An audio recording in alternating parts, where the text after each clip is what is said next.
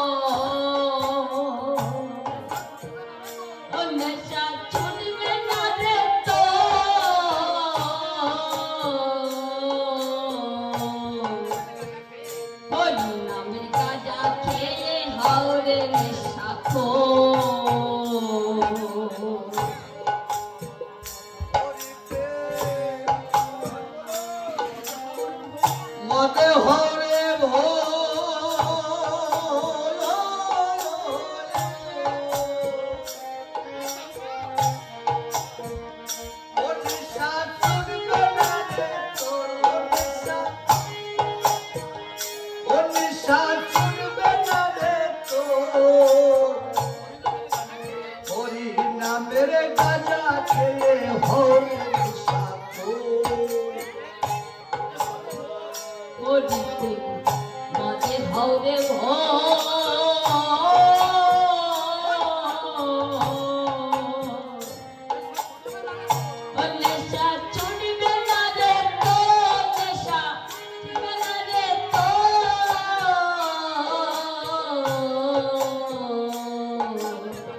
হরি নাম গাঁজা খেয়ে হাওড়ে নেশাখোর।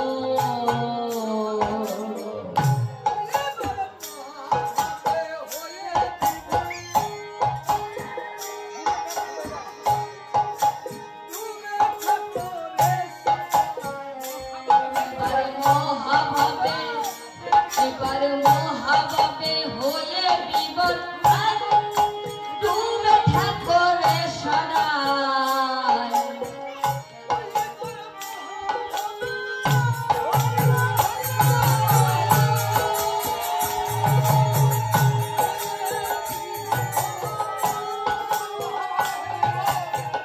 ওই এবারে মহাভাবে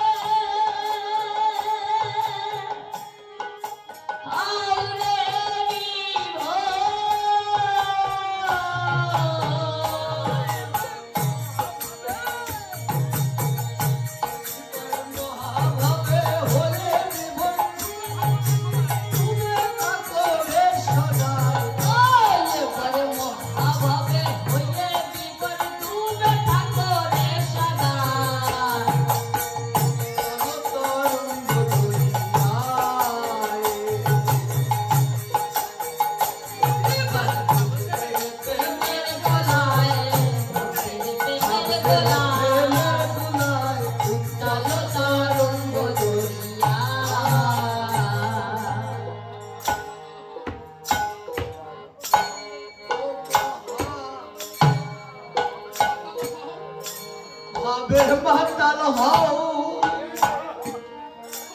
ও সদা হরি গুণ ও সদা হরি গুণ গাও সাধুর দুকারে ভক্তি বাদাম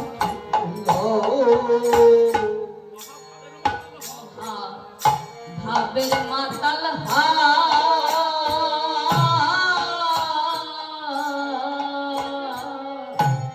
সদা হরি গুণ গাও, সদা হরি গুণ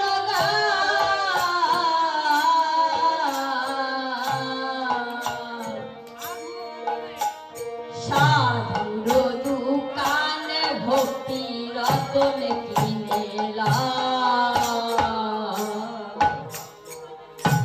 ও মহা ভাবের মাতাল হও ও সদা হরি গুণ গাও, ও সদা হরি গুণ গাও সাধুর দুকানে ভক্তি বাদাম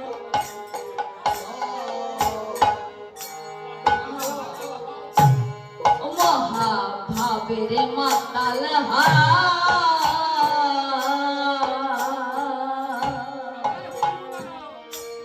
সদায় হরি গুণ গাও, সদায় হরি গুণ গাও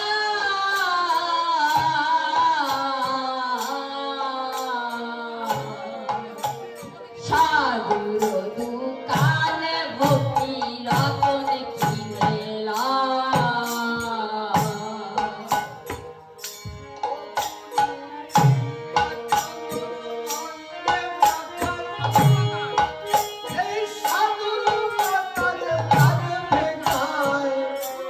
গুরু চিন্তা চন্দন অঙ্গে মাখা সাধুর বাতাস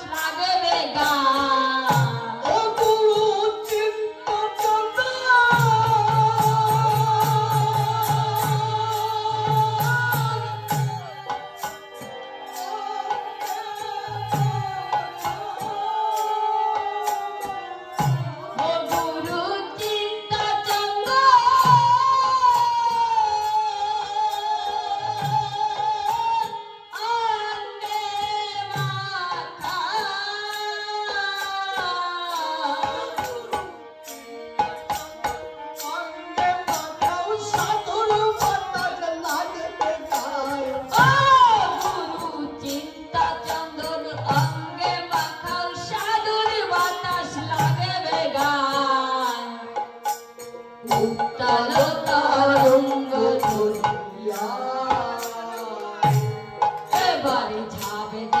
প্রেমের গলায় ডুববে রে প্রেমের গলায় উত্তালো তাহার রঙ্গ ধরিয়া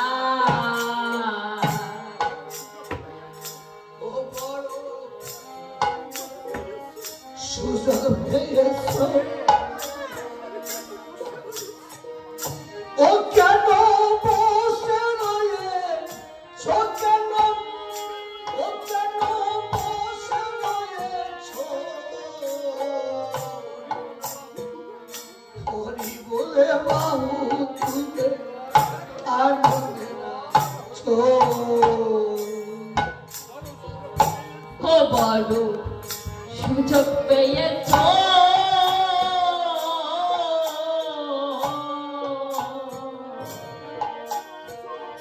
ও কেন বসে রয়েছ কেন বসে রয়েছ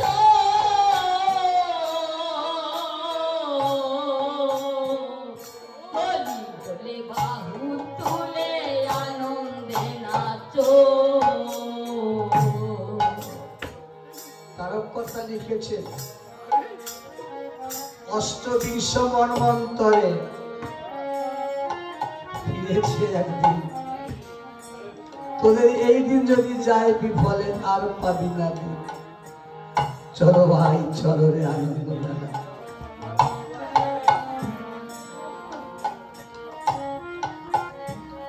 আমি কোনো অবদানকে ছোট করবো না ছোট করে বলছি আপনাকে আবার দুঃখ পাবেন না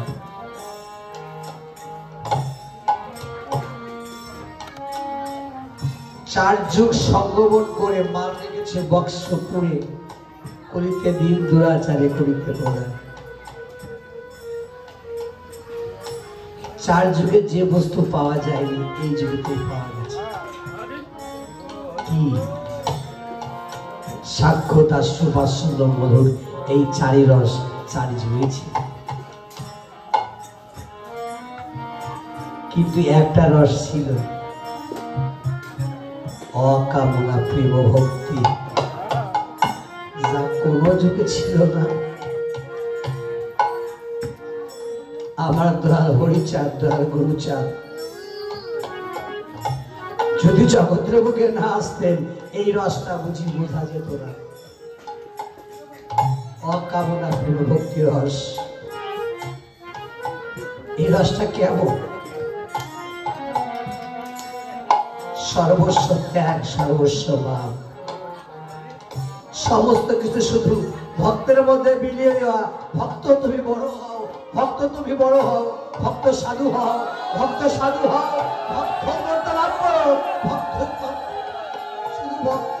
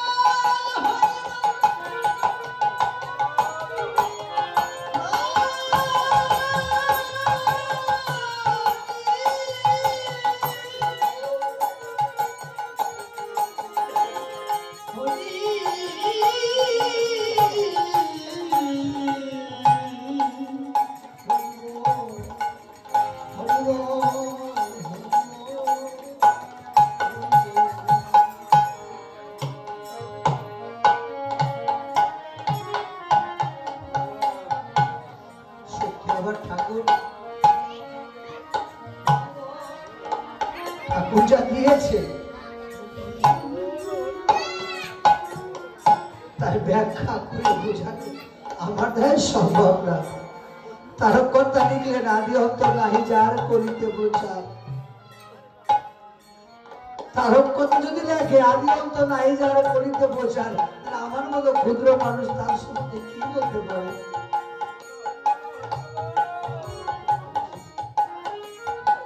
আমার মতো ক্ষুদ্র মানুষ তার সম্বন্ধে কিছু বলার যোগ্যতা রাখে না।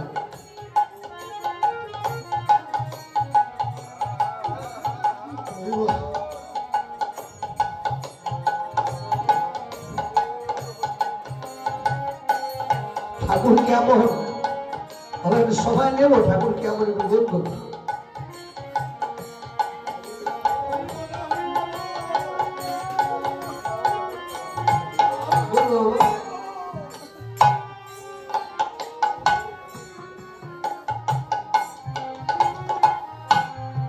চারি যুগে শেষ লীলা আমার হরিচাঁদ, শেষ লীলা হরিচাঁদ। তো এটা মূর্খ দাবি, কেননা ঠাকুর ভগবান ঈশ্বর আমরা যাই বলুন এমন একটা জায়গা যখনই ভক্ত ডাক দেবে আসতে হবে। তাদের শাস্ত্র লেখা আছে কিনা ভাবেন না। সন্তান যদি বিপদে পড়ে বাবাকে ডাক দেয়, বাবা বাবা ডাক দেয়, পিতা থাকতে পারে না ঘরে, দৌড়ে এসে পিতা সন্তানকে জড়িয়ে ধরে। আমাদের যিনি পাঠিয়েছেন একমাত্র স্বয়ং হরি। দেখুন চিন্তা করছি, আমার বাবা তার বাবা তার বাবা তার বাবা বাবা এক বাবাতেই গিয়ে কিন্তু সৃষ্টি, এক বাবাতে গিয়ে আমরা শেষ হয়ে যাই।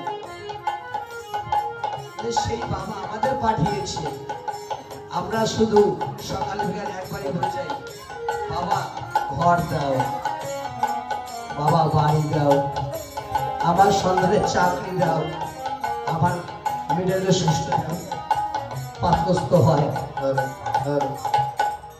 কিন্তু দিনাতে একবার চিন্তা করেছি আমার কাছে বাবা কি চায়?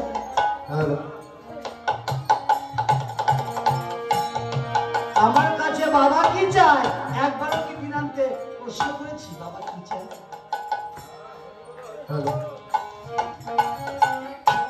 আমার মনে হয় না, আমিও বলি না বাবা তুমি সুখে থাকো, তোমার কিসের সুখ হয়? ও বলো না তোমার কিসের সুখ হয়?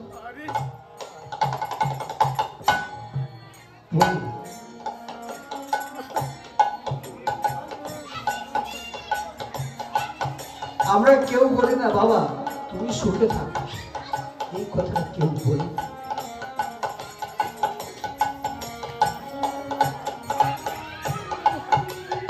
কেন বলি না? আত্মসুখে সংসার পরিচর্যা সব ভুলে আছে। যে পরম যিনি যাকে আমার সঙ্গে করে আমাকে নিয়ে যাবে সেই মানুষের কথা মনে রাখি না। কিন্তু একটু মনে ভাবুন দেখি, আপনার থেকে প্রতিজ্ঞা করুন দেখি, আমি তার জন্য 1 ঘন্টা ভাববো।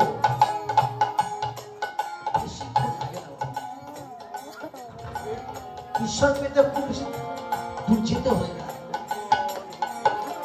খুব যেতে হয় না। আমি বলছি ছোট ছেলে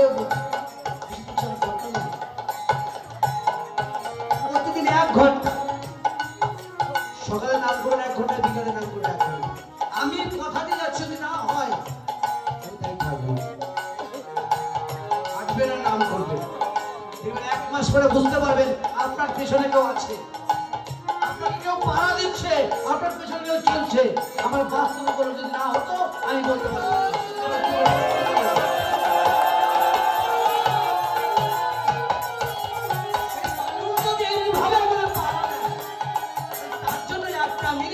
একটা ঘন্টা আমরা দিনে সময় দিতে পারি না? আমাদের কি দেয়নি বলুন, আমি কি দেয়নি? আমি সত্য কথা বলছি, তোমার মিথ্যা বলছি। আমার বাস্তব উপলব্ধি, আমার গুরু যা বলেছিল তাই করম কে আমাকে শেষে বললো, বাবা এই কাজ করিস না, ঘরে থাকতে পারবি না, ঘর থেকে আমার গুরু নির্দেশ আমি ছেড়েছিলাম। বাস্তব উপলব্ধি।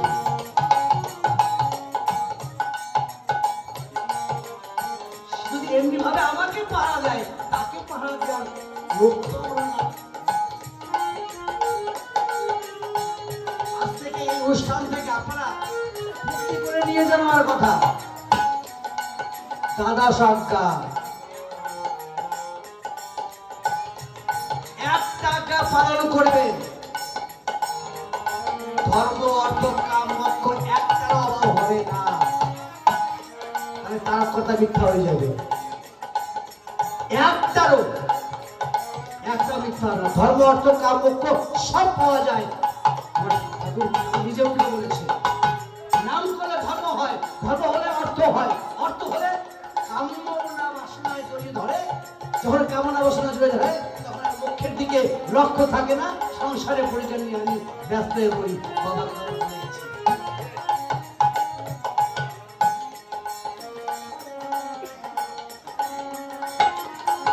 বিশ্বকতা লিখতে বাধ্য হয়েছে, বড় সুযোগ পেয়েছিল।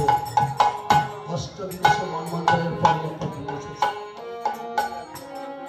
সবে দিলে বাহু তুলে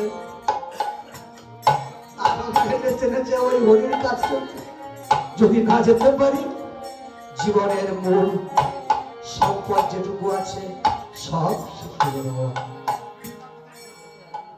আপনি চিন্তা করুন মনে, আপনি কাকে নিয়ে এসেছেন, কাকে নিয়ে যাবেন, কাউকে নিয়ে যাবেন সাথে করে? কাউকে নেবেন না। আর একটু বলি বাবা, বলে যখন উঠেছে বলি, একদিন শ্রীনাবাস আঙ্গিনায় মহাপ্রভু নাম করছে। এমনি হরিবাসন সাজিয়ে হরি নাম হচ্ছে। এমনি ভাবে শ্রীনিবাসের সন্তান মারা গেছে, মা তো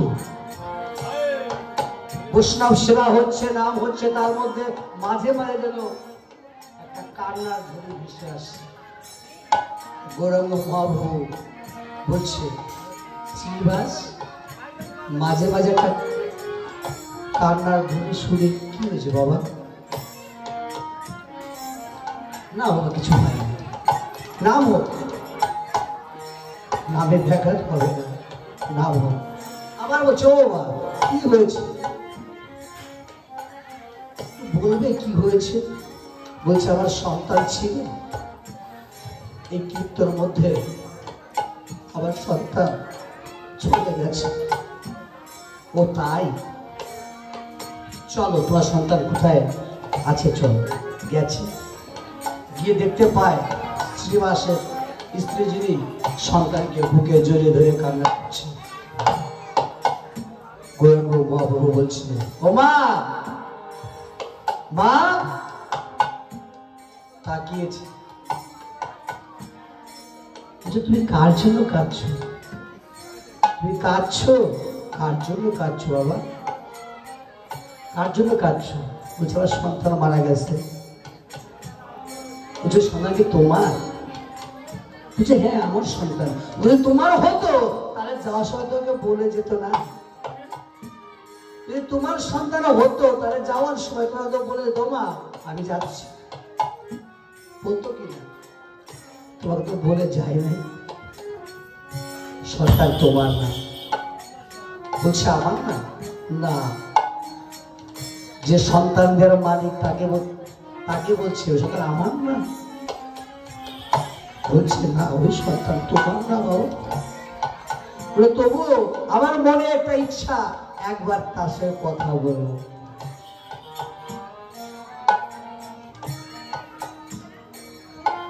তাই আস্তে করে টান দিয়েছে, ঘুমন্ত অবস্থা যেমন তেমনি ভাবে বাচ্চাটা উঠে এসেছে। বলছে বাবা তুই আমাকে না বলে কোথায় গেছিস? আমাকে না বলে তুই কোথায় গেছিলি? বলছে ও মা আমি তো তোমার না। সত্যি তুই আমার না? বলছে না মা, আগের জন্মেও আমি তোমার কেউ ছিলাম না, এই জন্মেও আমি তোমার না মা। তোমাকে আমি সাথে করে নিয়েও আসিনি, আবার তোমাকে সাথে করে নিয়েও যাব না মা। তাহলে আমি কি নিয়ে এসেছি? আমি কি নিয়ে এসেছি? এই দেহখানা নিয়ে এসেছি, আর কিছু না। যদি যত্ন করতে হয় মাতৃধন আর পিতৃধনের যত্ন করে নিজে দেশে নিজে চলে যেতে হবে।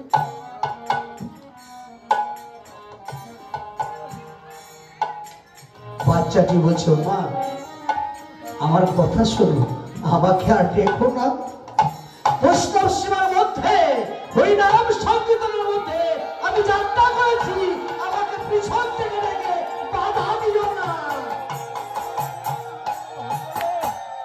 আমি যে সমুদ্রে চলেছি মা, আমার পিছন থেকে ডেকে আমার বাধা দিও না। কেন? তুমি যদি বাধা দাও আমার পথ পিছল হয়ে যাবে। হরিনাম সংকীর্তনের মধ্যে আমি আমার মনের মানুষের কাছে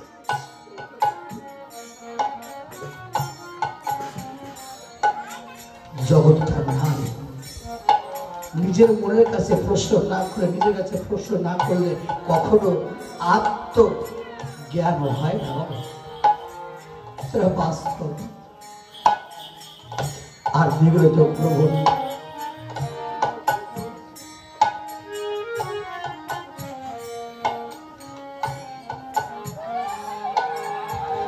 ও বড় সুযোগ পেয়েছো, ও কেন বসে রয়েছো? হরি বলে বাহু তুলে আনন্দ আছো। ও বড় সুযোগ পেয়েছো,